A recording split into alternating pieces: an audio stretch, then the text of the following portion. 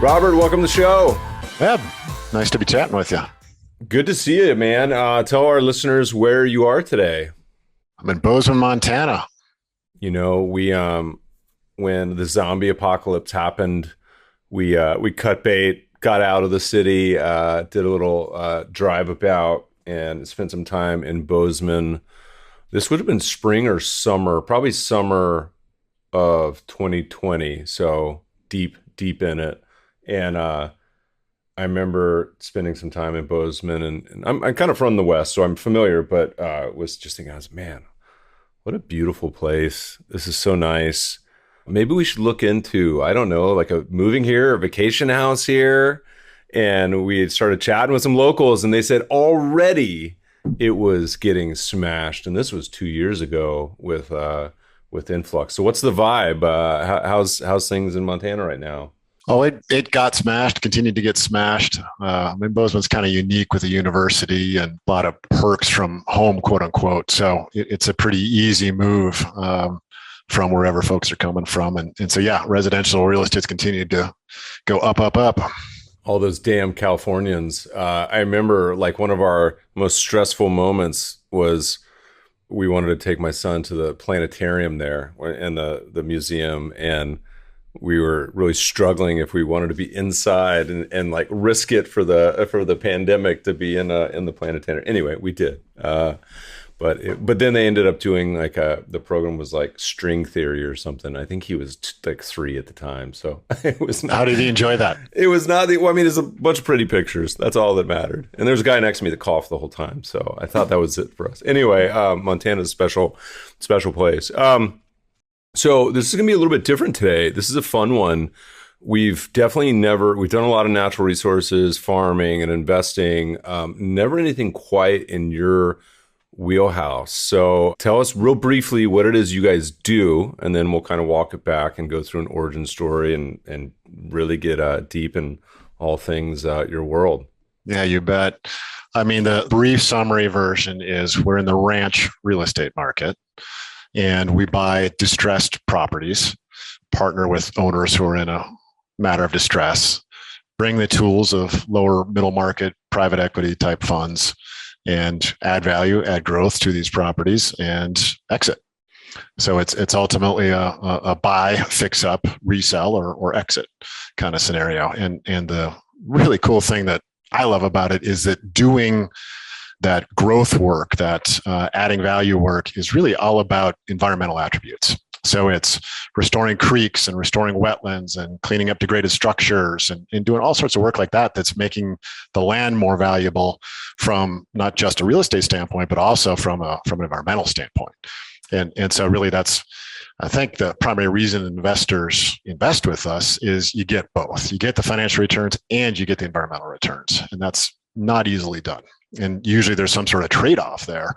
In our case, it actually drives the financial returns are driving the environmental returns. It sounds like it would be a great Netflix show. You know, like we get I mean, there's like 1,000 of these residential house flipper style. And not saying you guys are a ranch flipper, but the style where people love that kind of concept. And to me, man, talk about a good plot line. You guys, I'm in LA. You want to talk to some producers? Let me know. We'll connect you. Right now, Yellowstone's stealing the limelight, and that's not exactly reality in my world, but nonetheless, it does drive a lot of people out here. Well, see, that's a perfect segue. All the people that were, interested. There's clearly a market for it. Let's start with the beginning. So, you originally were PE equity research in the beginning, right? Like your background pre-starting Beartooth?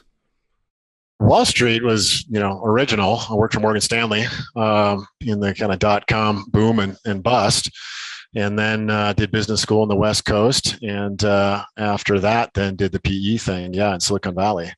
Really, I think the origin story probably starts A, with a highly supportive wife, and B, with a class in business school that was called environmental entrepreneurship. And there were a series. Crazy to believe that at Stanford Business School, they 20 some years ago taught environmental entrepreneurship, but they did really a formative class for me because it presented a whole series of case studies. And the case studies were all about companies that were doing a good thing for the world, and as a result, doing better financially. So I had always thought there was this trade-off. You're going to do something well socially, environmentally, you're going to make less money. If you're willing to make less money, you can do something good for the world, or no money. But it kind of blew that idea up for me and said, these companies are using the environment, in this case, as a competitive advantage. This is like Trex, the decking maker, who takes recycled plastic and turns it into decking and park benches, et cetera, and a whole series of other studies like that. And it, like I said, kind of blew my world. And I said, well, if you can do something that does both, i.e., makes more money than you would otherwise, and does a positive thing for the world, why wouldn't you do it? Where was the kernel of inspiration for this idea? Where did that start to germinate? Probably my former partner, Carl Palmer. He at business school had come from the conservation world and had really seen the fact that there's just not enough dollars going into land restoration and land protection, particularly in the Western US. Greater Yellowstone area in particular is what we were focused on. So where can one find additional dollars for that restoration and protection of these degraded lands, these important lands? Well, the really obvious answer is the investment markets. And so if you could take a very small drop out of all the dollars that go into the public equity markets or go into the traditional private equity markets and put that towards conservation and restoration work, you'd have just an amazing flood of capital going in towards rehabbing lands. And so I think that was really his thought process. So the two of us, he started doing that on his own post business school. And after my little stint in private equity, traditional private equity, we joined together to form Beartooth. And at that point in time, really the thesis, as I described, was to find degraded ranch properties that are ecologically important, but needed some TLC, and apply that TLC and then resell them in fixed up form. So prospective investor thinking about this, they got a portfolio, stocks, bonds, and they're looking for something not correlated. What's the end return stream for these type of investors? How should they think about it? Yeah, that is a great question, and one I love to talk about because it's many faceted, meaning there's a traditional financial return. And that's our core fund product. We're trying to put up a good solid market level financial return. But we got a whole bunch of people in that vehicle who love other types of return, right? Like they care about that elk migration corridor. They care about the fact that grizzly habitat's getting protected. They care about that a ranch next to Yellowstone is never going to have massive development on it. They care about cold water and the restoration thereof, et cetera. So there's all these environmental types of returns. And what we've seen, Meb, and this has kind of been almost a COVID event, although I think these people are thinking about it beforehand, is some of them are pushing us to do other types of deal where they'll approach me and say, look, I don't need a financial return. Just get me my money back. But what I want to see done with that money is, again, protect that elk migration corridor. Let's make sure that the path of the pronghorn antelope never gets developed. Those are the types of returns that they want to see. And so we've done a number of deals now in which folks have said, I've got a $10 million portfolio and I want to get zero financial return on it. I want all these intangible, all these environmental types of returns and put my money to work that way. So the beautiful thing with that is we can do deals that don't work for the funds, there, of course, because financially we don't have the same high bar. And we can use some of those dollars to help leverage the fund's returns. And so I think it's the way we as those who have been incredibly blessed and lucky in this country need to think about investing. Like Jed Emerson is a fellow who you still know. He talks about a blended value proposition in which some portion, you take the traditional portfolio diversification, you need some stocks, some bonds, some international, some non-correlated stuff like real estate or minimally correlated stuff. Well, let's think about that from a social standpoint. And folks who have the means should be thinking about not just how can I maximize my financial returns, but also how can I maximize those other returns?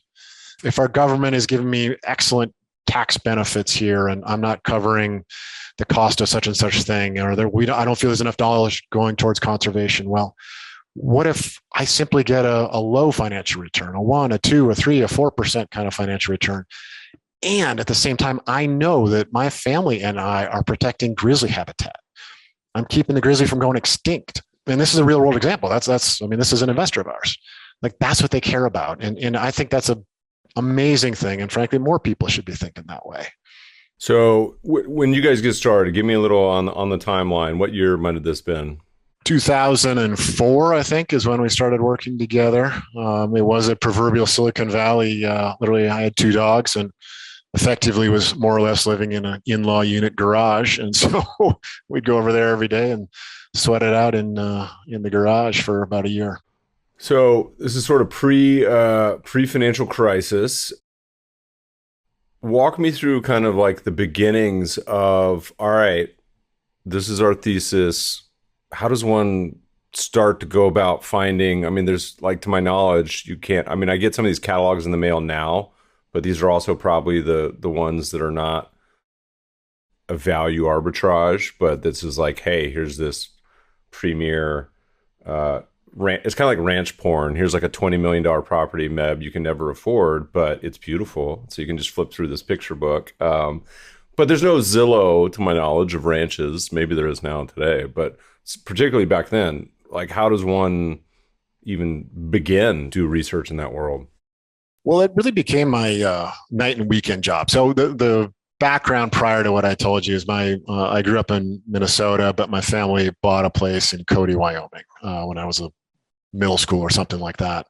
So that became really my home as I grew up. And I saw this work on our own property, right? If you take a creek that's been degraded, a wetland that's been degraded, the creek, let's say, has been put in a ditch, the wetland's been drained.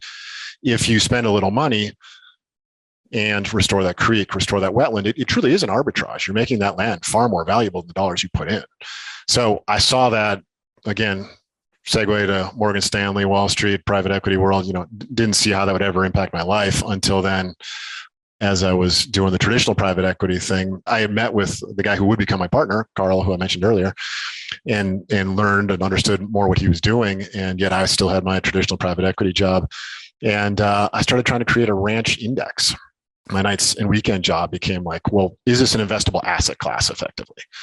Nobody else is investing in this asset class. You've got timber, TMOs, et cetera. That seems to be working. There's even some conservation-oriented ones, lime timber, conservation forestry, et cetera. They're doing great work. This is back in 2003, 2004, et cetera. But there wasn't, you couldn't turn to a fund and say, well, here's what your returns could be. Frankly, you couldn't even turn to any kind of index because particularly the areas we focus on, Montana, Idaho, and Wyoming, they're all non-disclosure states. What that means is that the public recording, the public records, the tax records are not done based on market values.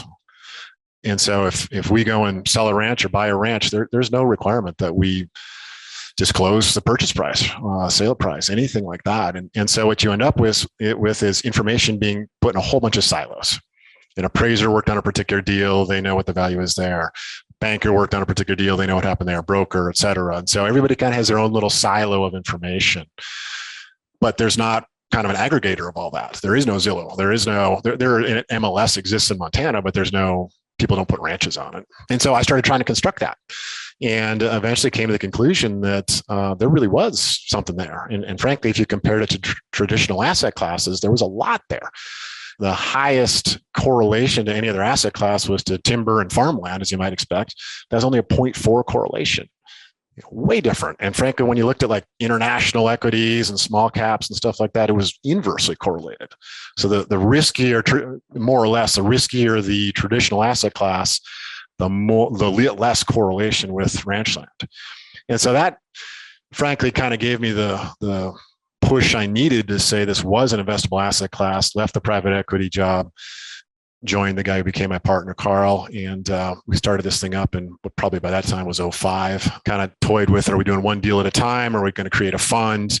Ended up going down the route of a fund. And, you mentioned financial crash earlier. Well, thankfully we got out in front of that, raised money in front of that. Unthankfully we started investing it ahead of that too. So we had some tough sledding there early on, but lived to tell about it. Anyone that kind of survives the main recessions, bear markets, crisis, bubbles, certainly has has the scars, but also the fortitude and the resilience to, to make it through. We sympathize with that experience because we got started about the same time. All right, so inefficient market, not a lot of information. This is like a classic, investing potential for value add opportunity, right? Like we talk about this all the time. Like, what value most investors going to have being the 1,000th analyst focused on Apple, right? Probably not a lot. Like, but what chance are you going to have, on doing something like this where information not only is hard to come by, but in some cases, like it's not even disclosed, as you mentioned, in some states.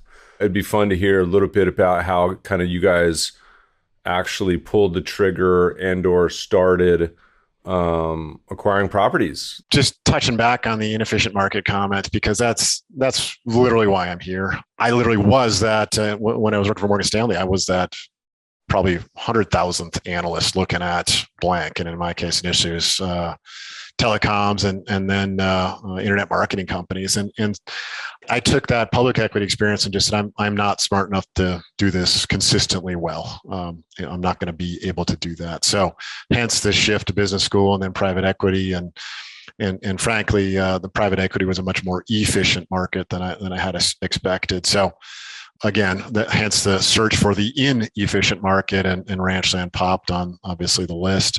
The other interesting piece about it, Meb, is that we're one of the very, very few institutional actors in this market. Most folks we work with, sellers, buyers, et cetera, they do one transaction in their lifetimes, and they're not doing several a year. And so not only is information siloed, but they're just not particularly sophisticated. It's a retail market. We're an institutional investor. And so that certainly helps as we're thinking about valuation. On that note, the valuation note, this is really not only because it's a retail asset class, it's highly emotional. It's like you go and see that house and your wife falls in love with it. It's pretty hard to get yourself out of that situation, right? You're going to buy that house. This is very, very similar. You get that ranch porn catalog you mentioned earlier. You go and visit it, whether it be you, your wife, your family, your kids. You have an excellent day out there. You catch a bunch of fish. You see the bald eagle flying overhead. You've got the elk herd in the distance. It's like, wow, what is that worth? Well, I don't have a pile of information to know what that's worth. The seller's, done one transaction before. They're telling me that this is what it's worth. Broker says, that's a pretty good number. Sounds about fair to me. Frankly, we're also talking about ultra high net worth individuals buying these places, sometimes high net worth as well. And so $500,000, $1 million sometimes becomes a rounding error, and it's what they want. And so that also helps to make this an inefficient market. So getting back to your question now, how did we first pull that trigger? Really, the first deal came to us thanks to what's been a fantastic source of deals for us is conservation organizations. I mentioned to you that we focus on working on ecologically important properties.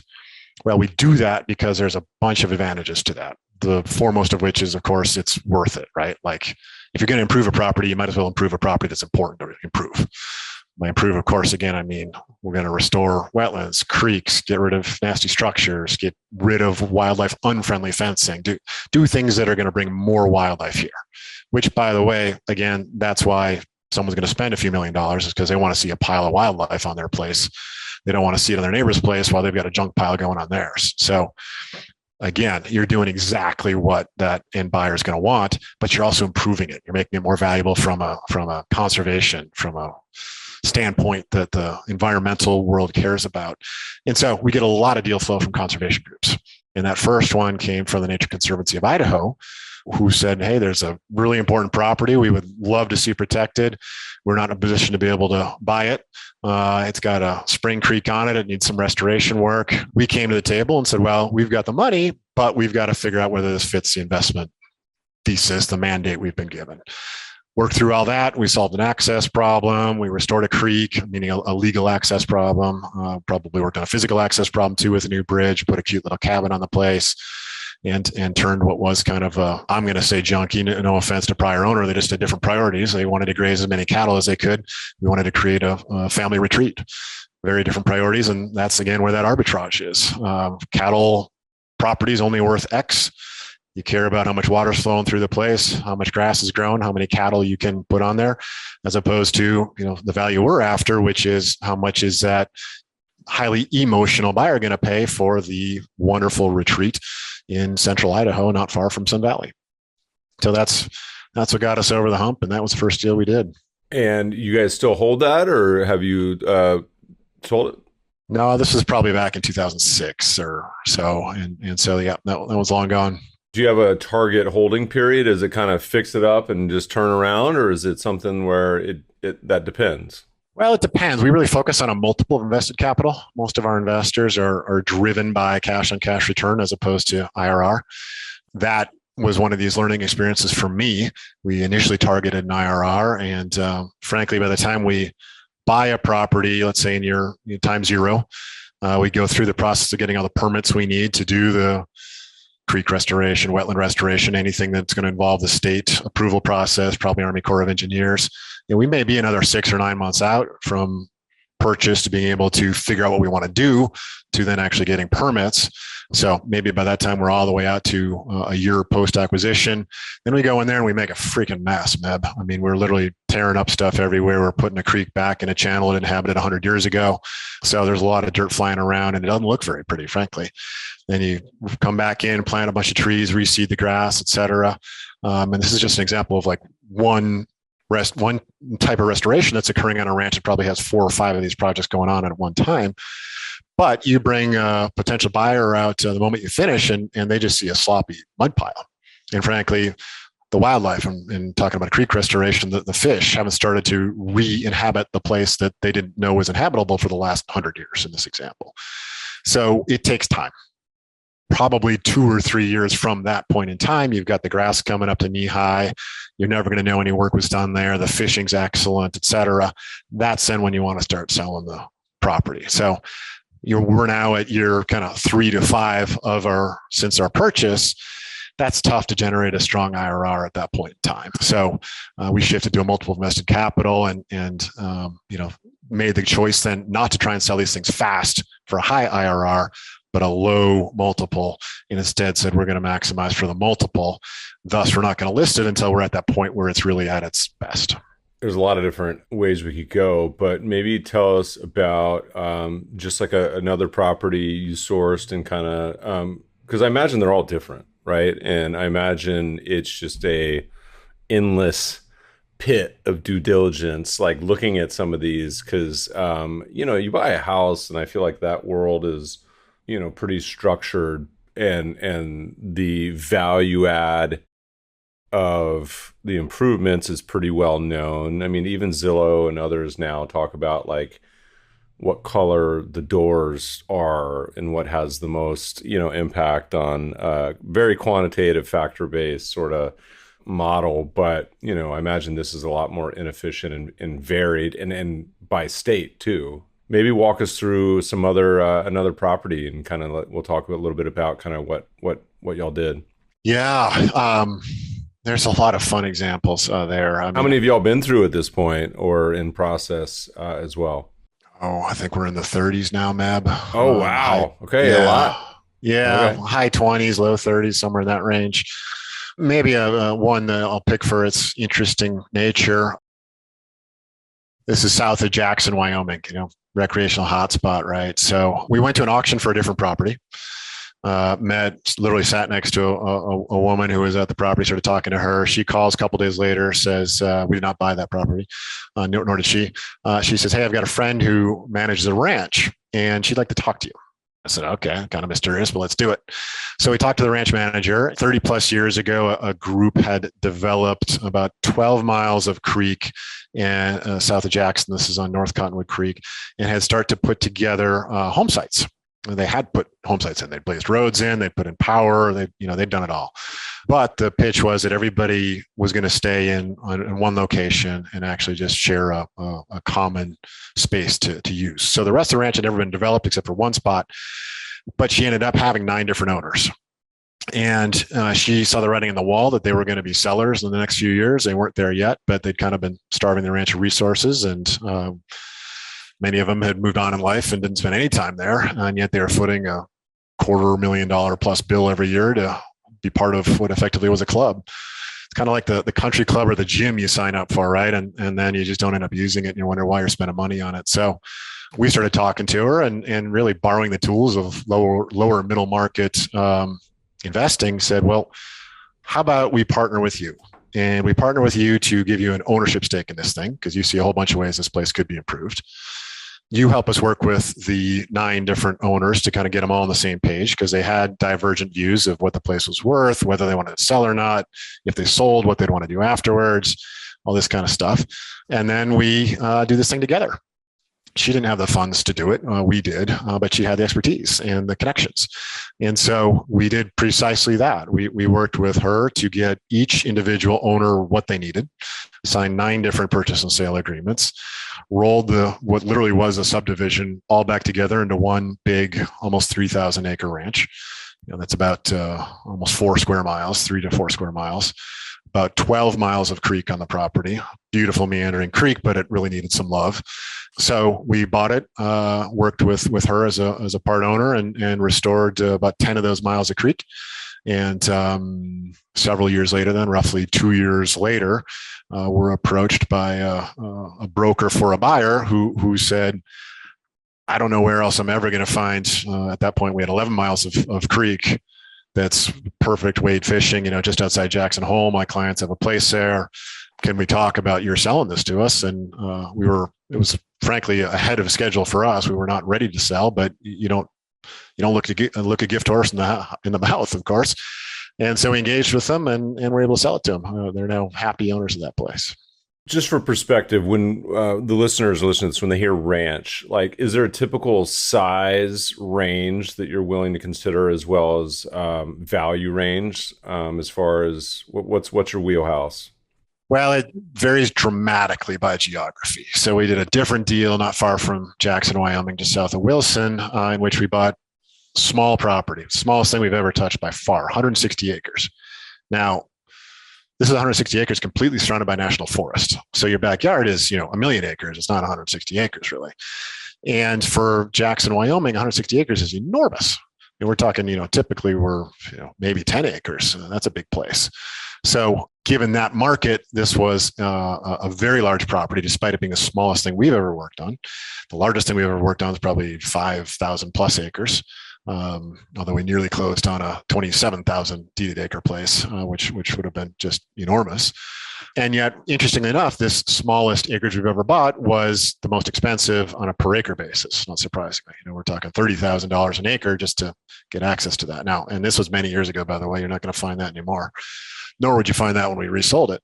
And yet we've also spent $300 an acre on thousands of acres in more rural parts of the world. So if I'm trying to bookend it, we love deals that are kind of in the $2 to $5 million acquisition range. We end up usually putting 25 to 30, 40% more of that purchase price into it for the restoration work. And then we're kind of targeting things that are typically maybe 640 to a couple thousand acres in size. So how do you find these at this point? You mentioned the early days of the real estate index and or the ranch index. And as you kind of went through the process, at this point, I'm sure it's well established, kind of your process, and would love to hear it. But like, is it a network of brokers? Are there now websites? Is it just auctions? Is it what? Like, how do you go about finding all these ranches? Well, every time I think I've got a system for finding things, I realize I don't yet, or I need to add another category to that system. Everything you said and more, Meb. I mean, the most recent transactions we've done have come from conservation groups. I talked about that earlier. There are all sorts of groups, from the Nature Conservancy to Trout Unlimited, those being 2 fantastic partners locally here in Bozeman, Gallup Valley Land Trust. We've got all sorts of different partners, and you know what they have? They have effectively of acquisitions force for us, meaning Nature Conservancy of Montana has something like 30 employees dedicated to landowner stewardship, easement, conservation easement stewardship, and really effectively knowing landowners. We don't have that big a team, period, much less dedicated to finding the next acquisition. So if we can partner up with that organization, now again, pick your different one, try to limit it on Nature Conservancy, you name it, in a particular geographic area, and have them pitch us leads when they hear that, well, I was chatting with such and such person, and it turns out the neighbor is likely to be a seller because, some patriarch passed away, that kind of thing. Like, that's a scuttlebutt we love. We love that because then we're able to engage directly with the landowner, figure out what they're after. Frankly, right now we're working on a deal in which the owners don't want to sell. They own a giant piece of property and they've got some challenges that they need to meet financially. And we're going to help them meet that. And my fervent belief is they get to hold on to the home core place that is what they're after. I might have to sell some outlying parcels or do something like that, but let's get creative. I mean, we've done all sorts of different creative deals, whether it be options or the right to purchase us out in the future, whether it be a profits interest in the future value we create, the obvious stuff like seller financing, you name it, we get creative, which really is not something I'm aware that anybody else is offering out there. Every other actor in this market is either a buyer or a seller, and that's a buyer or seller of 100% ownership of a particular ranch. I mean, things as simple as, why don't you keep the back 40 where your house is? I don't need to buy that. We'll take the 1,000 acres that's on the other side of the road. That usually does not even come up in a conversation with the seller. So we just try to offer a whole bunch of solutions, to the sourcing channels kind of conversation, conservation groups, occasionally appraisers, the contractors we work with, they're wonderful partners. Brokers, absolutely. We've worked with brokers for approaching 20 years now and paid them a very large amount, or caused to be paid them a very large amount in commissions. I mean, we're again, that repeat actor in a very retail environment. My brother is a good example. I don't think I've told this on the podcast, but my brother and I had some little piece of land on the Colorado River, and kind of remote, hard to get to, couldn't use it in the winter, didn't undeveloped, and had thought for a long time, hey, maybe it's time to sell this. So we had put up a for sale sign so that all the rafters going by could see it, and got some inquiries. But speaking to the inefficiency of this market, the property butted up against a newly purchased, very large ranch that was growing like Wagyu cattle or something, and this high-end, beef. And they obviously need more land as well as access to water. And so at which point we were like, this is like game theory with my brother. I was like, well, this buyer seems like they're probably cost insensitive because they just purchased this plot for, it's like a wealthy Kansas City, businessman for, it was like 30 million or something.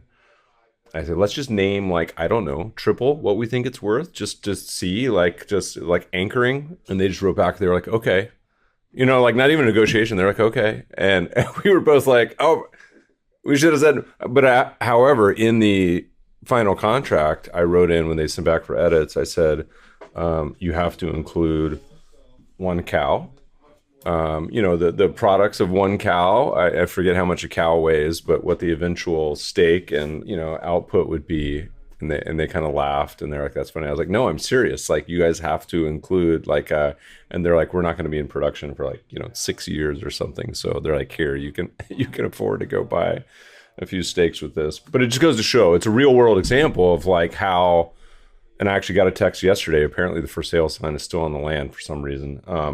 People keep texting me about it, but so it's sold, listeners. But I think that's it goes to show this asset class is just notoriously inefficient. You couldn't have found it on Zillow, I don't think. No, and Matt, we've done some crazy things. We've offered to purchase land in a price fixed to gold.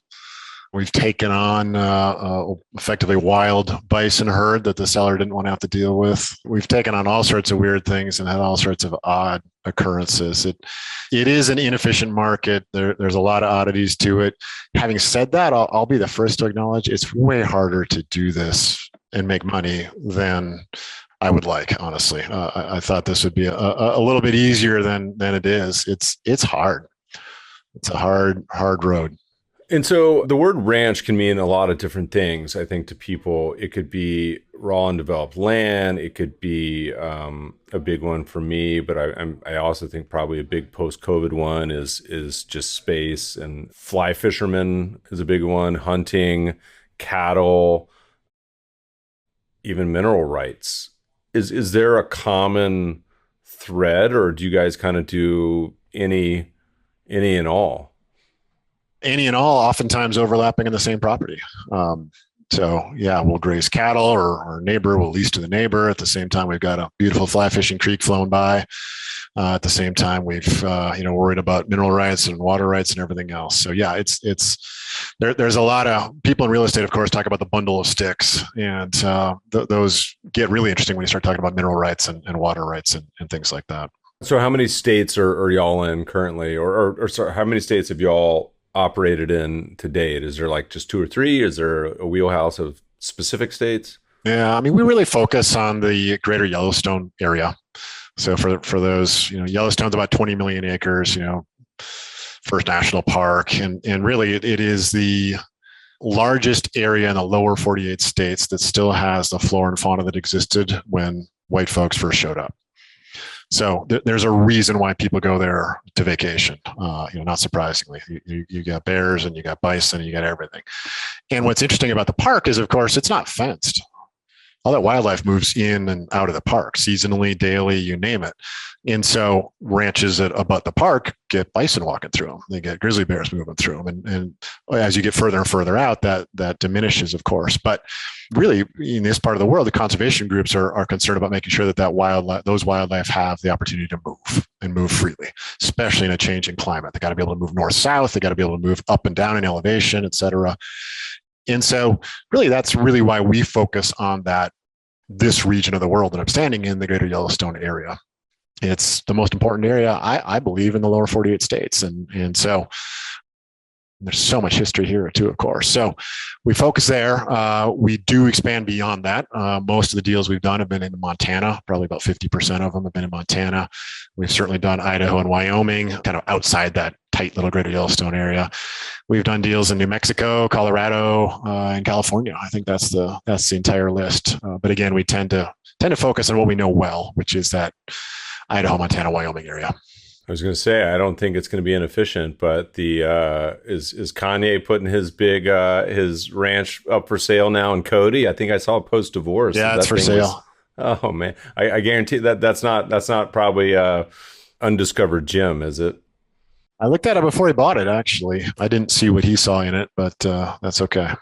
Okay, well, if you are going to use it for a spaceport or whatever he was building, I'm not sure. Maybe it's undervalued. Tell me a couple stories. As you kind of bought some of these properties, either some painful or fond memories. Well, on the more humorous end, and then I'll get serious with you. But the more humorous end, we'd gotten back a report on the quality of a structure on the place, the ranch manager's house. This is as we're considering buying a property, and said that we had a termite issue. So I called the ranch manager to say, hey, we need to call an inspector here. Who would you recommend? Let's figure out how we deal with this. And upon sharing that information, she said, well, that's great. I was going to call the lawyer anyways. This is a very small town, by the way. And I said, what's this non sequitur here? I'm not following the termite infestation to calling the lawyer. And she said, oh, well, the lawyer is also the exterminator in town. I said, oh, well, okay. A, that's interesting. B, why is it that you were going to call the lawyer? And she said, oh, because my dad used to manage the place before me, and he remembered why it is that the title has this funny clause in it and wasn't transferred correctly. I said, well, why was that? That sounds like actually pretty important. She said, well, yeah, that's because that owner had been flying in prostitutes. And so they'd literally like kind of taken back the land from him. So in one conversation, I had the lawyer who's also the exterminator who was going to solve an issue regarding prostitutes for us. And that was just Monday morning. Yeah, exactly. Quickly became Friday afternoon, but yeah. So that's my fun one. I mean, I guess from the story standpoint, I think I love complexity and trying to get people what they want, right? Like these are all, we tend to at least find focus. Sometimes I wish we didn't, but on the big, hairy, complex stuff. Now it's got to be solvable, right? Like I think early on you referenced, early on what's changed kind of thing. Like early on, I feel like we used to focus on complexity, but not necessarily complexity that had a very high probability of success of solving. Like now we've gotten much better at focusing on complexity that it's a knockdown, easy thing to solve, but it's still complex. And it may not be easy for everybody to solve, but we can do it. So my most recent kind of fun story is, and I'm going to keep the names of the innocent by not involving them, but a situation in which a patriarch of a family passed away, kids don't want the property, so they become sellers. Problem is they don't have legal deeded access to their property. They're cut off by a neighbor. Second, they find out later after they actually get the title report that they didn't even own all their property. Undivided interest. It was owned by a neighbor. So all of a sudden they're trying to sell a property that doesn't have legal access and has an undivided interest attached to it. And so, there are about 5 other problems I won't go into, but what are you going to do?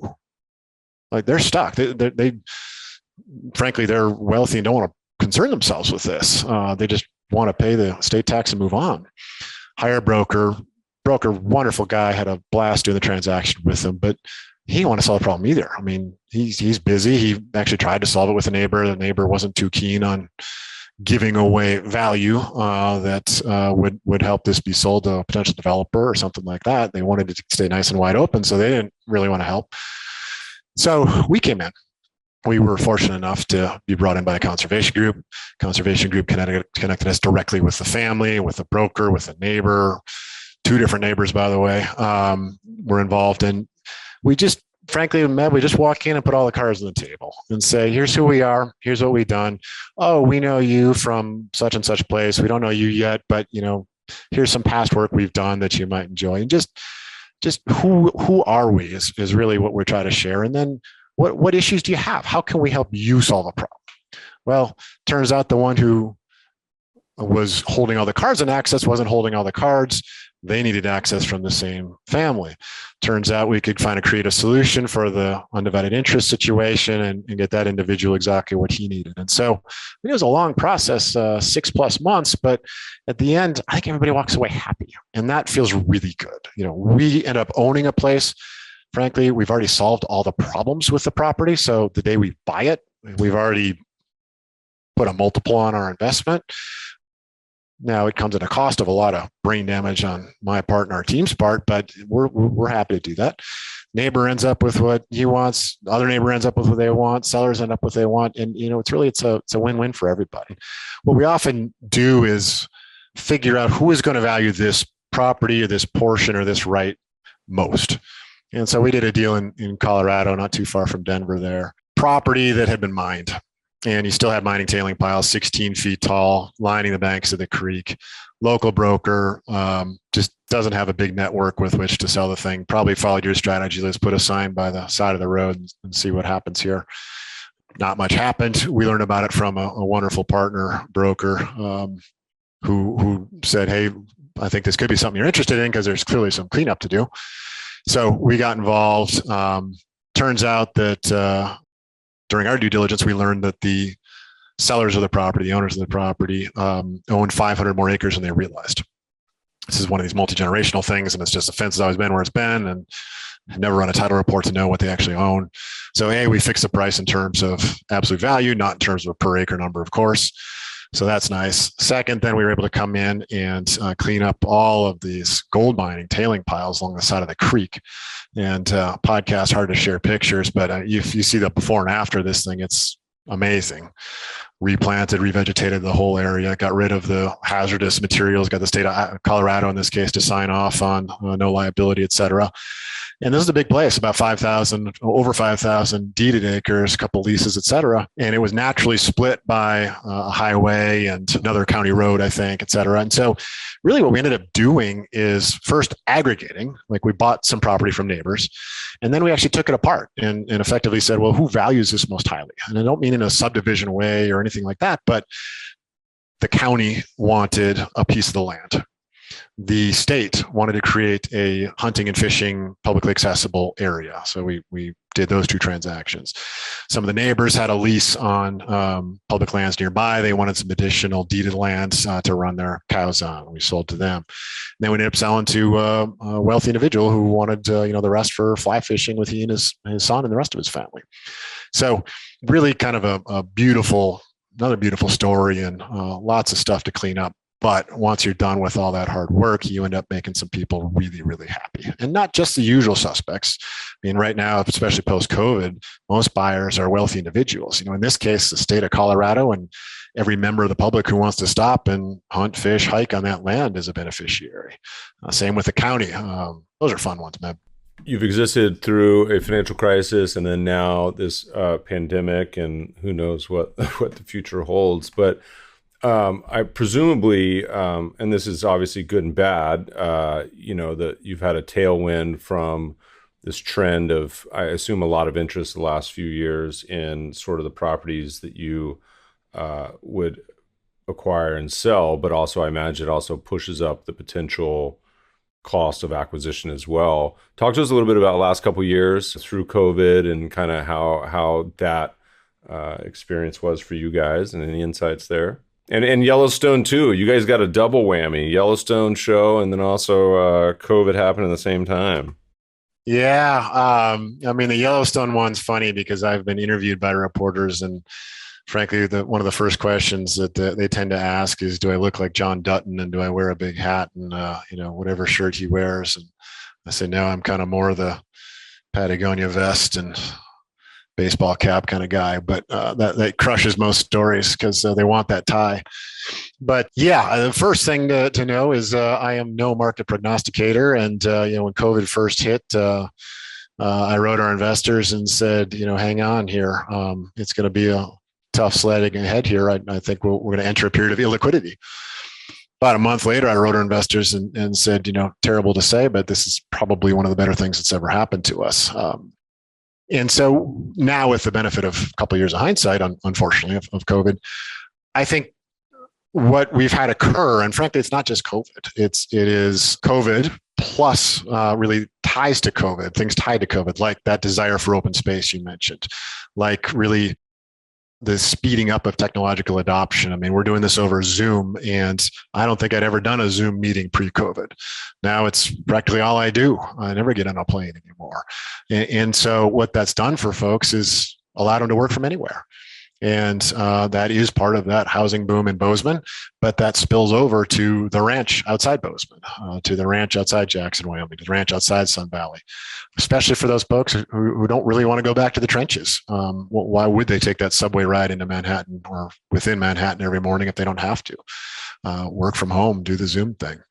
So all of the knock-on effects associated with COVID, I would say, have also driven things being increases in the pool of buyers for ranch properties. Protests, frankly, in the summer of 2021, et cetera. You're living in Chicago and there's protests nightly outside your apartment building. This is a real story from someone. Of course, that guy wants to buy a ranch and just get the heck out of there, get that open space you're talking about. Same thing, frankly, with politics. And I prefer not to go into politics, but whether you're red or blue, people seem to think that they're going to escape it by coming to a place where you get a little more elbow room and free space, and people aren't going to either tell them what to do, or they're not going to be around a bunch of people who aren't behaving the way they're behaving. So you almost couldn't lose, given all those different things, if you were involved in the rural real estate market. But I would say that's accentuated by those areas, the Sun Valleys, Aspens, Bozeman's, et cetera, that have all the creature comforts. And so those areas have experienced excess pressure above and beyond just the general kind of, I want something rural. Hey, it'd be great if I get something rural and still be able to drive in town for a great dinner, and then drive, 20, 30 minutes back to my home, my ranch. So we've seen a lot of that. Our investment model is really designed to work no matter what the market's doing. I mean, sometimes we'll get a nice discount on a property because of something funky going on in the seller situation. But oftentimes we're paying market value given what that property is. And that's the key, what that property is. Because if that property is a degraded, just described a minute ago, formerly gold mined property with hazardous materials on it, who wants to buy that? No one wants to buy that, at least not at a reasonable price. So you know what? We'll pay a reasonable price for it, baking in the amount it's going to cost to clean it up. And then once we're done with it, that's where that kind of arbitrage comes in. Because I'll tell you what, the cost to clean that up was a small fraction of the increase in value that was added to that property. It looked like a horrible liability. Frankly, it had physical piles like it was a horrible liability, a horrible mess, a horrible thing to have to clean up. But it's not when you get down to it. And if you got the right contractors and you got the right relationships and you know how to deal with risk and things like that, which, by the way, I don't claim to be an expert at all this, which we're always learning. We make more than our fair share of mistakes. But your typical buyer in this market doesn't want those problems, and they perceive a lot of liability and a lot of risk. Whereas we're not afraid to spend the time and due diligence to understand whether there is real risk there, in which case we're not going to touch it, or we can overcome this, and preferably we can overcome it before we even put $1 into the purchase of that ranch. Do you ever consider owning and operating a ranch? So like you say, you buy it and then you take a look at it and you're like, wait, just kidding. This could actually be a pretty nice income producing property, and we'll just hold on to it. And, whatever that means, there's a lot of different ways for it to be income producing. But is that something you guys would ever consider, or just not part of the thesis? Well, yes, and that we're trying to create as much cash flow off the property as we can while we own it. Having said that, usually the first thing I disabuse potential investors of is the fact that we're going to be writing them a dividend every year. Not going to happen. First of all, even if you stacked up all sorts of different revenues from hunting, from fishing, from agricultural leases, from a VRBO lease, you're still going to get yourself to a 1 or a 2% kind of annual return. It's not what a typical investor is going to want.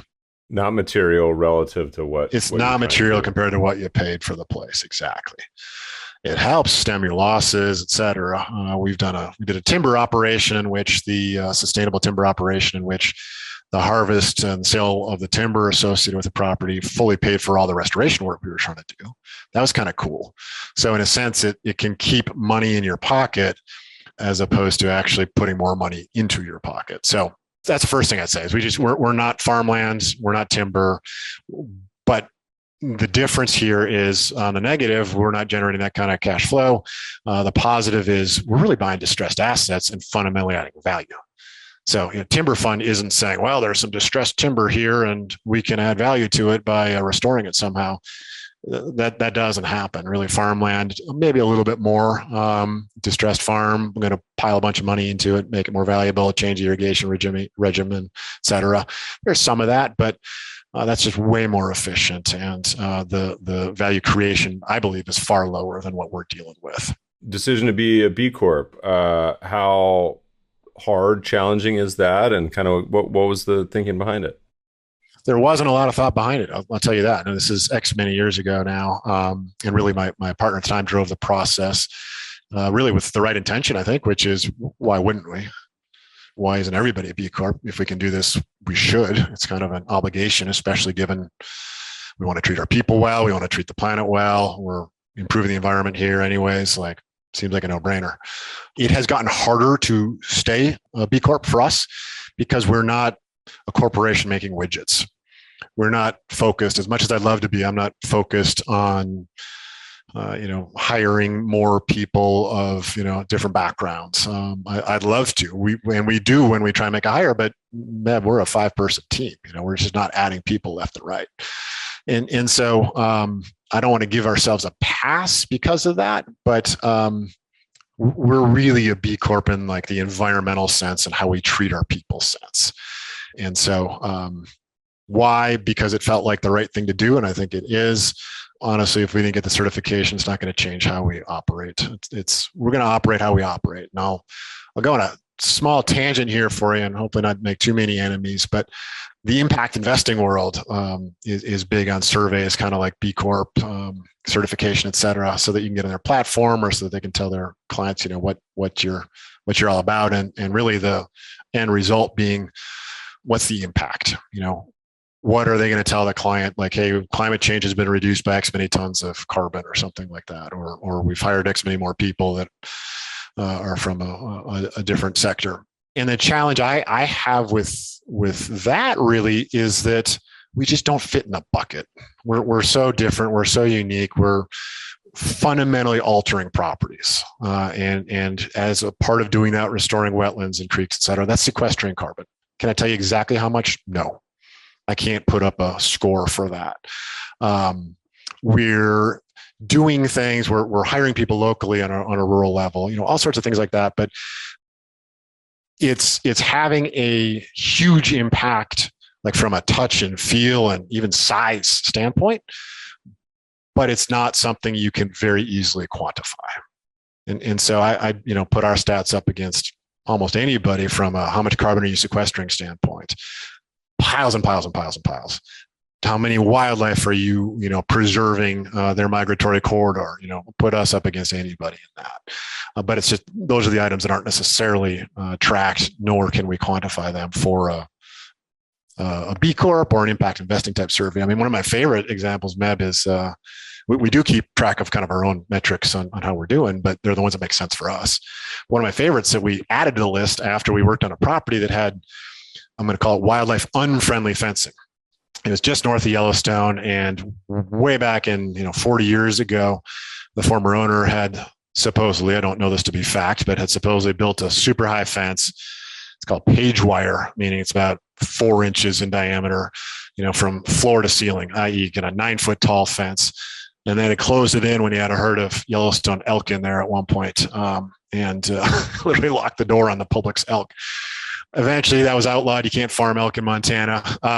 And then they started farming bison. We dealt with bison when we bought it. But point is, we bought a property that had this impenetrable barrier for elk, antelope, other wildlife trying to move on this corridor north of Yellowstone National Park. Well, prior to that year, a couple would slip through. We'd see, prior to our taking down the fence, we'd see 3 somehow slip through this fence. We took it down. Next year, 30. Year after that, 300. So those are cool metrics. Not to beat a dead horse, we don't get credit for them in a B Corp or an impact investing survey, but I don't really care. Like, that feels good. And that is an amazing benefit for the wildlife and frankly for the public, because they're flowing off of public land onto more public land through private, et cetera. Those are cool metrics. Yeah. As you kind of look back on all the deals and investments y'all have done, what's been sort of the most memorable ranch you've been involved with? It could be good, it could be bad, anywhere in between. Is there one that comes to mind? Probably the first big river restoration project we did. It's on the North Fork of the Musselshell River. This is one of those, as you asked early in the interview, like, why'd you pull the trigger kind of things. It's scary, because if you're going to, in this case, spend $4 million and then another $1 million to do the restoration work, are the fish going to come back? Like, they're wild animals. You can't control that the fish actually show up. We were a year or so into our Beartooth existence. We literally had a river that had been ditched on the property. And so the thesis was work with experts who can help us pull it out of that ditch, put it back in its natural meandering path, plant a pile of willows and cottonwoods and aspens, et cetera, along the banks. I'm simplifying things, obviously. But you end up doing that, creating the right habitat in stream, outside of stream, and you're going to bring back fish and all sorts of other wildlife. So we bit the bullet, bought it, and went in and got after it. I mean, so many things did and could have gone wrong, from massive flooding events that first year to all sorts of things that kind of threw a wrench in our plans. In fact, I even had an investor come and fish it just as we were starting to do the restoration work. And I think he was testing us out. And effectively, I think he must have been thinking, he didn't say this out loud, but must have been thinking, what have I done with my money? Like, this place is a you-know-what hole. And left in kind of a hurry. Well, 2-3 years later, we had him back. The restoration work had taken hold. It looked better. It fished better, et cetera. I met him after he fished all morning, and he was sitting down for an early lunch. And I said, "Why are you back early?" He said, "My arm's tired. Got so many fish, so many big fish. My arm is physically tired, and I think I'm done for the day." And I thought, that's like the best praise I can get. We did it. It worked. And by the way, it almost always works, because if you do the job right, and that really requires the right partners, not everybody can do great creek restoration work like the folks did on this one, but the fish will find it. It might take a year or two, but they'll be there. And so in this case, it worked from his standpoint. What I found shocking on that deal also is that on the banks of that, what used to be ditch, now creek, it was basically bare land. They just grazed the thing into oblivion. Just too many cattle. That had been the focus before us. And so too many cattle, I should say, in an uncontrolled manner. Cattle can be a great restorative tool. I'm happy to get into that if you like, but in this case, they were not. They were a destructive tool. And all the planting we did and the rest that we gave it, and the fencing to keep cattle out of the bottomland, et cetera. And I walked through it with my, at the time, I don't know what they were, probably as old as your kids, kind of 3 and 5 or so in my case, year-old daughters. And the bird life was just incredible. It was all the sounds you could hear. They were different from just kind of a moonscape before. And the kids were like, "Daddy, it's so different. There's so much wildlife here." We jumped a little deer, we saw the fish, et cetera. And that, to me, that's a memory, right? Like, what else can we do that's better than leave the world a better place for our kids, right? Like, that was that moment for me. Yeah. Let's talk about your investors for a second. You mentioned one of them got to go fish on the property. Is that like a benefit? You're like, "Hey, you guys can come visit these while they're in the portfolio." Is that you have to subscribe a certain amount to get access? How's that work? Heck yeah. I encourage any of our investors, anybody who thinks about being an investor, to come and fish. There's no better way to see our work than to be able to. This year, we held our annual meeting actually as kind of in the midst of restoration. We try and, if people are willing, get them there before, get them there after. The before usually is kind of glum, and I don't know what these yahoos are doing kind of feeling. And then the after is like, "Oh my gosh, don't sell it. I want to keep using it." We had that conversation with an investor recently, and we're not a country club, we're not a club, we're not some group thing for folks to come and join and get to fish. It's a side benefit. We're here to bring more dollars to conservation, improve the world, and make a good financial return in the process. And that really doesn't involve your usage of the property. Having said that, we're happy to get people on the property and absolutely love it when they come. And it could be fishing, it could be elk hunting, it could just be a horseback ride or a hike. It's a neat way. Actually, I've talked to a number of folks who have said, "I think I want to buy a ranch someday. A, I'm smart enough to know I don't know what I'm doing. B, I don't really want to have to deal with managing it yet. So maybe I can try a few out via your fund." And heck, if that's why you want to invest, that's great. We're happy to have you involved. Investors interested, you guys, is your fund open? And if so, is it rolling open? How's it work? We are not open at the moment. We're currently investing out of our 3rd fund. I'm sure we'll start the raise for the 4th fund in the next half a year or so. Love to have a nice overlap there between funds 3 and 4. We early on made the decision not to go down the "Hey, you're an investor only in this ranch, only in this particular property, only in this investment category." Instead, we said, "You're an investor in everything we're going to do with this pool of capital." So it's a 10-year fund life, and we've got a 5-year investment period. If we make investments during that period, you're going to be part of it. And frankly, most people enjoy that. Risk, obviously, risk mitigation, diversification within the fund. You can kind of get a series of vintages within the fund, if you will, meaning we're investing across a 5-year span. If you look at the numbers and you invest across a 5-year span and sell 5 years later, it's almost impossible to lose money, just because generally the market's increasing at inflation plus a couple points. That gives us a nice ability to get in, some at the top of a market, some at the bottom of a market, and everything else kind of in between. Again, I talked earlier about our investment model is somewhat what the market is doing is somewhat irrelevant to us. Again, we're kind of paying market-ish values, albeit sometimes a lot better because of the lack of information in the market, the inefficiency. But most of the time, really, the value is coming from the work we're doing, the value we're adding, those $1 million we spend that add, $4 million to the value of the property at the end of the day. I'm not implying we're putting up 4Xs. I'm saying on the dollars we put into the ranch, those dollars are coming out at multiples of themselves. So if investors want to reach out, sign up for the wait list, if somebody has a ranch to sell you, if somebody has a ranch they want to buy, what's the best place to find more information on you guys and to get in touch? Our website is great, beartoothgroup.com. Again, Beartooth, like the bear. Beartooth Mountain Range is a famous mountain range in Montana. So beartoothgroup.com. My email, you can email me directly. I do get plenty of emails, but I don't get so many. I wouldn't be happy to correspond with somebody. Is simply robert@beartoothgroup.com.